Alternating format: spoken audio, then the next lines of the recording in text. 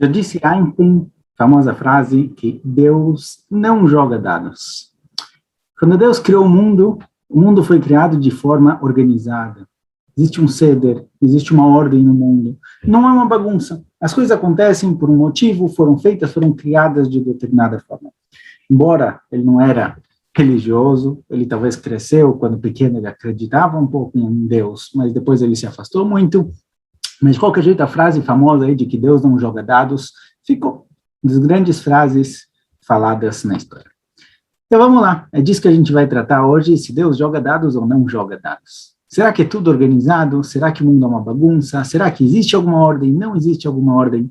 Então vamos lá, vamos conhecer primeiro um pouquinho o que o Kuzari tem a dizer, o que o Haver conta pra gente, depois vamos conhecer pensamentos filosóficos ligados a isso e ver o que o Kuzari tem a dizer sobre o assunto.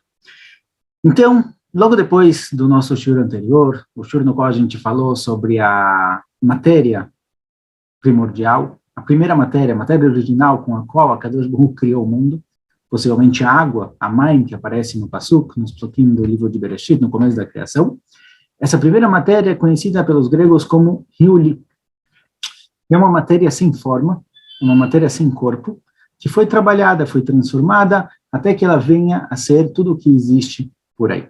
A gente falou na aula passada que isso nos ensina a tentar reconhecer que o nosso mundo é formado de dois lados, ele tem um lado objetivo e o lado subjetivo. O lado subjetivo é o que a gente entende, o que a gente vê, baseado nos nossos 5 sentidos, o que a gente consegue ver, ouvir, sentir o cheiro, tocar. E tem também um lado objetivo. Existe por trás desse plano material no qual a gente se encontra uma segunda dimensão, uma dimensão de espiritualidade, de Kedushá, de santidade. Isso foi o que a gente viu na aula passada. O Haver continua falando como continuou o processo da criação. O próximo passo da criação foi a formação dos elementos básicos, aqueles famosos 4 elementos básicos, terra, água, ar e fogo.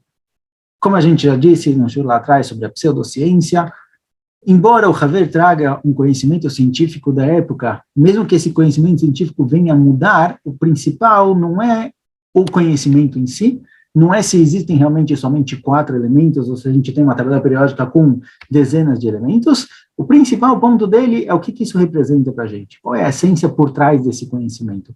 Então, se são 4, ou se são 40, ou se são 200 elementos, não faz diferença nenhuma, o ponto é o que esses elementos representam.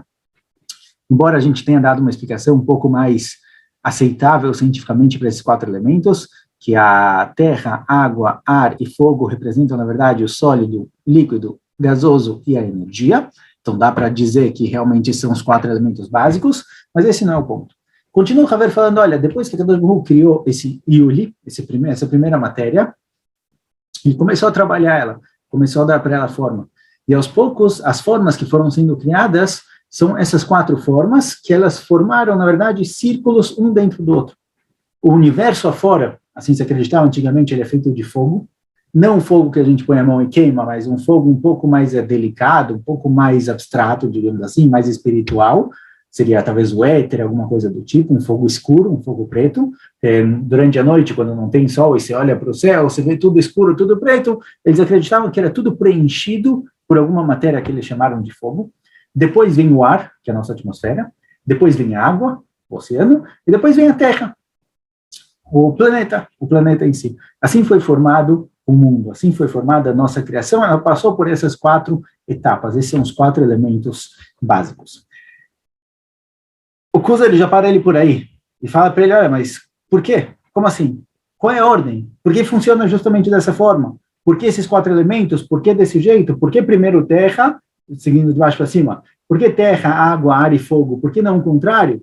Por que a gente não tem um planeta todo feito de água, com pedacinhos de terra boiando, e fogo, e lá em cima ar? Por que justamente dessa forma como a gente encontra, como a gente vê? Talvez podia ser ao contrário, talvez podia ser de outro jeito. Então, o Haver, ele fala, olha, fala a verdade, existe uma pequena explicação, a gente pode dizer que depende da gravidade, depende do peso. A terra é mais pesada que a água, que é mais pesada que o ar, que é mais pesada do que esse suposto fogo que existe lá em cima. A gente pode definir isso de acordo com o peso, o que na verdade levanta outra dúvida. Por que o peso influencia aonde aquilo vai se encontrar? A lei da gravidade, quem diz que ela funciona, de onde ela vem, como definir por quê? Por que realmente as coisas são puxadas para baixo? Bom, essa é uma questão por si só, uma dúvida por si só, que não tem muita explicação. Mas, de qualquer jeito, o Haver fala o seguinte, olha, no momento em que a gente vê que existem elementos diferentes, que esse elemento original deu luz, criou elementos diferentes, como água, ar, fogo e terra, e esses elementos não se misturam. Esses elementos, eles não são como a gente... Digamos assim, se você fosse jogar alguma coisa na terra, você pegar a terra, pegar água, pegar o que for, misturar eles, por que não se cria aqui um elemento novo? Por que existem justamente 4 elementos? Como pode ser que uma coisa gerou outra? Em outras palavras, mesmo pegando a teoria do Big Bang, por exemplo, que 2 moléculas se juntaram lá no centro e explodiram, como, de repente, moléculas de hidrogênio se tornam moléculas de oxigênio, se tornam moléculas do que for? Como existe essa mudança? Como existe essa formação diferente? Por que parte do mundo se tornou terra, parte se tornou água, parte se tornou ar, parte se tornou fogo? De onde veio tudo isso? Quem organizou? Quem definiu o que é o quê? Quem deu a essência para esses 4 tipos de elementos? E por que esses elementos não se misturam? Por que se eu colocar água com terra, a água continua sendo água e a terra vira terra? Tá bom que forma um barro, mas, de certa forma, cada um continua por si só. A gente não vê um novo elemento sendo formado quando você joga água para o céu e mistura ele com o ar. Você não forma um elemento novo, então como funciona isso? Quem organizou tudo isso? Então, surge aqui a dúvida, será que o mundo é organizado ou não? Será que alguém planejou ou não? Então, aqui existem 2 linhas. Existe a linha determinista e a linha adeterminista. A linha determinista, a priori, acredita que, olha, o mundo... A natureza do mundo, ela é fixa. Ela tem leis, ela tem regras. Teoricamente, se eu tivesse todos os fatos, eu poderia dizer exatamente o que vai acontecer no futuro com cada coisa. Se eu tivesse todos os fatos que interferem na natureza, eu poderia dizer exatamente o que vai acontecer daqui para frente. Porém, tem uma linha de pensamento adeterminista que fala, olha, existe um pequeno lado de caos no mundo. Mesmo que eu tenha todos os fatos possíveis, é possível que eu não vou saber falar o que vai acontecer para frente. Por quê? Porque fato é que a gente pega uma criança, por exemplo, uma criança que é formada. Ela é formada primeiro, na união do embrião, é formada primeiro uma célula. Essa primeira célula, a priori, é uma célula genérica. Isso que parte da célula se torna um pulmão, parte da célula se torna um coração, parte da célula se torna um olho depois. Como isso acontece? Quem define exatamente o que vai ser olho, o que vai ser pulmão, o que vai ser o quê? De onde veio essa força? Quem definiu o que vai acontecer? Então, existe aqui um adeterminismo. A gente realmente não tem controle sobre tudo o que vai acontecer. Mesmo que a gente tenha todos os fatos, a gente não sabe se vai ser tudo perfeito, se a gente vai realmente chegar no objetivo, na conclusão que a gente imaginaria. Fala o Haver para a gente. Quando a gente começa a analisar o mundo, e a gente vê que existem elementos diferentes, elementos com essências diferentes, que não se misturam, não geram novos elementos. Eles foram feitos exatamente como eles deveriam ser. Você tem espécies diferentes de animais, de plantas, seres humanos diferentes. A gente começa a notar que tem alguém que organizou tudo isso. Tem alguém que planejou. Não é dados jogados por aí. Tem alguém que planejou. Tem alguém que organizou tudo isso. Falou sobre a cadeia alimentar, sobre o fato de que todos os animais, todos os seres vivos são formados de moléculas. Como pode ser? Porque é tudo exatamente igual. Exatamente esse é o ponto. Existe alguém lá atrás que organizou.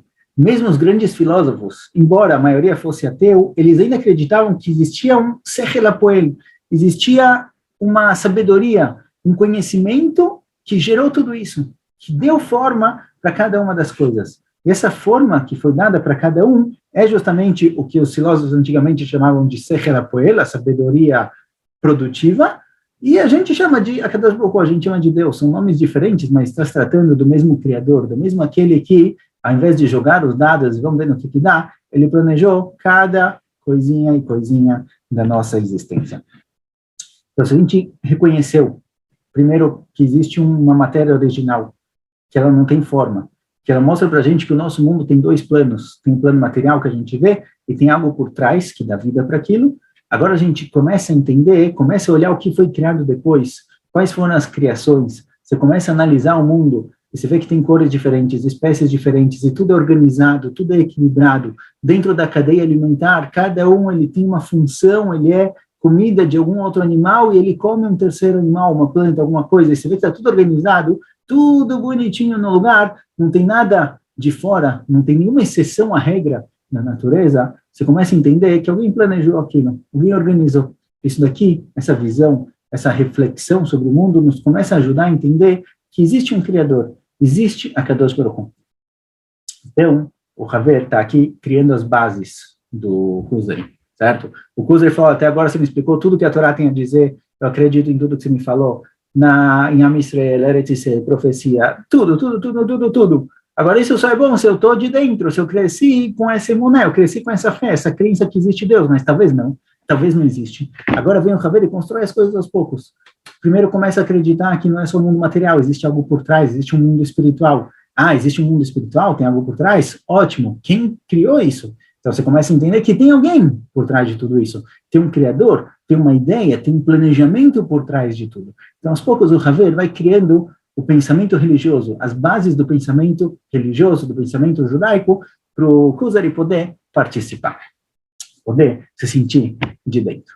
Data Hashem, continuamos em breve com o nosso estudo.